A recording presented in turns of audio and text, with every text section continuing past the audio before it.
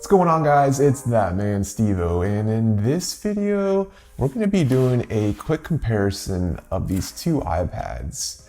I have the iPad Pro 2020 11-inch version versus the iPad 6th generation, which is a 9.5-inch screen. This one was released in 2018. This one was released 2 years later in 2020. Obviously, one is a lot more expensive. I think I got this one for right around 250 bucks. This one retails for $800 US. Now, I really don't think this is going to be a fair comparison. I really expect the iPad Pro to just knock the regular iPad out of the water. However, there might be some surprises. I don't know. Either way, it's a video that I looked for when I was researching it and I couldn't find it, so I'm sure there are other people out there that are curious as well, so I'm making this video just for you. I got your back.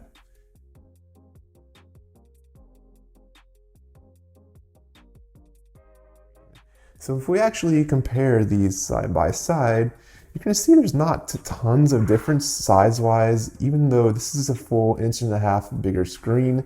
If we go ahead and put this one on top, you'll see that there's obviously some difference. However, it's not that big of a difference, even though you have that bigger screen.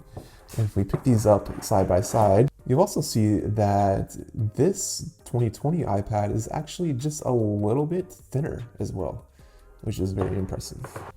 Now, as we're comparing these models on Apple's website, you'll see that one has an 11-inch liquid retina display with ProMotion technology in True Tone. The 6th generation iPad has a 9.7-inch display, just retina. Then we have the A12Z chip versus the A10. As far as cameras go, we have a 12 megapixel wide and a 10 megapixel ultra wide cameras versus just an 8 megapixel wide camera. Now, the latest one is compatible with the new upcoming Magic Keyboard, the Smart Keyboard Folio, and the 2nd generation Apple Pencil. While the older iPad is just compatible with Bluetooth keyboards and the 1st generation Apple Pencil. The newest iPad Pros comes with a USB-C connector, and the older one has a Lightning connector. And you can see here the difference in height, width, and depth, and it is definitely just a little bit less on the depth. The weight is right about the same. On the home screen, you can see these are exactly identical. I just restored the backup onto the new one. So if we go over to Geekbench 5, you're going to see that they are both running iOS 13.4. This one has about 6 gigabytes of RAM. This one has 2. And the newest one has the ARM 12Z Bionic chip, and the older one has the Apple A10 Fusion chip. This one is clocked at 2.49 gigahertz, and this one is clocked at 2.32 gigahertz. So let's go ahead and run the CPU benchmark and see what we come up with.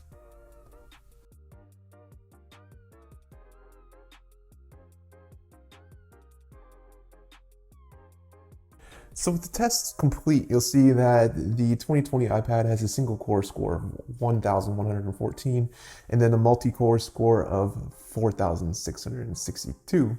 And if we look at the older iPad, you see that it has a single core score of 769 versus a multi-core score of 1419, which is quite a big difference there. And you'll also see that if we look down at the bottom, the newest one actually has one processor with 8 cores, and the older one has one processor of 2 cores. So you can definitely see why there is such a big difference in numbers there. Moving on, let's go ahead and do the compute benchmarks.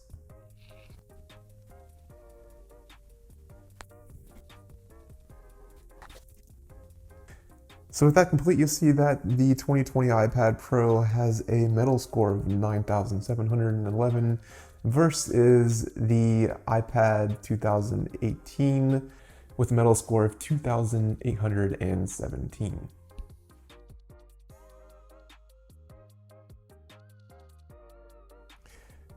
So now we're going to do a sound test so you can see how both of these actually output sound.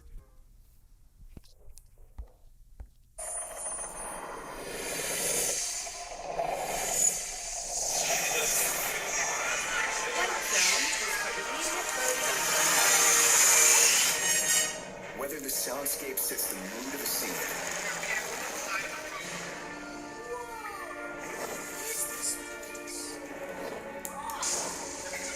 Come on, you guys, let's go.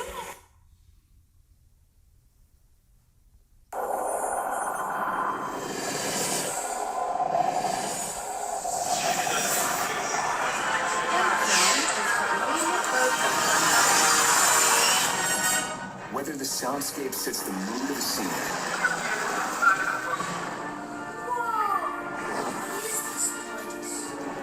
Come on, you guys, let's go.